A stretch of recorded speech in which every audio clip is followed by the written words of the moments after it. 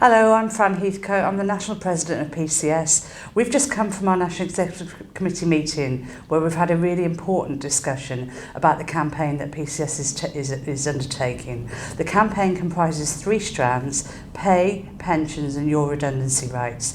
And I'm going to bring in our General Secretary, Mark Serwotka, just to give you an update on what we've discussed and where we are so far. So over to you, Mark. Thanks very much, Fran, and hello everyone. Well, the first thing to confirm is I have now written on your behalf to Mark Sedwell, the head of the Civil Service, to table demands on pay, pensions and redundancy. These demands affect all of our members right across the public sector.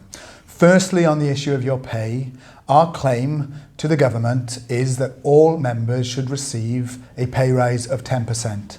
That goes some way towards making up for the pay cuts you've all received in recent years. The important thing to say about that 10% figure is that we're saying it must be fully funded by the Treasury, and we cannot have a situation where the government cuts your terms and conditions in order to give you more money. The other thing to stress is that we're also demanding equal pay right across our membership. We should not have different rates of pay depending which part of the civil service you're in. We should have equal pay across the board. The second thing that we've written about is your pension. As you probably know, and as we've reported previously, the government is overcharging you for your pension by at least 2% every single month. That's not our figure, that's an independent pensions valuation, and the government's been asked by an independent body to give you that money back and to give it back to you from April 2019. The government has in the last day announced that they have no intention of giving you that back at the moment, and they're going to ask Parliament to agree to carry on forcing you to pay at the same rate.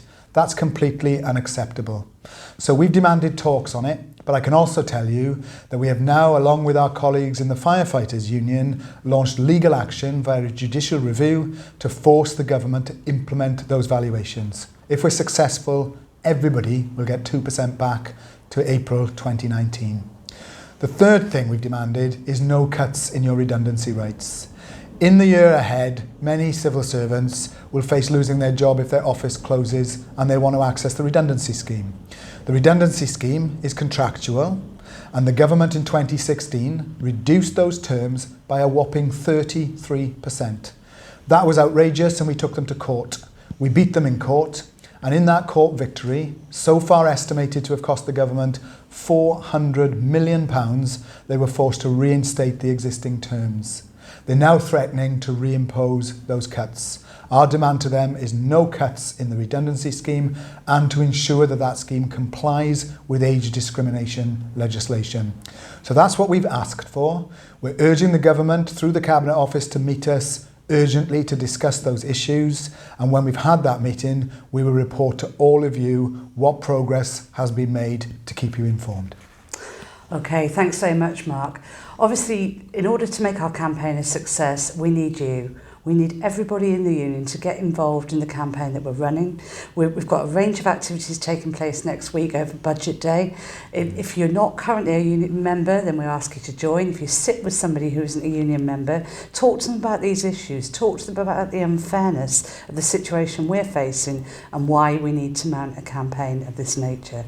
So my plea to you is do everything you can to work with us in order to make the campaign a success so that we can achieve these demands on your behalf. Thank you very much for listening.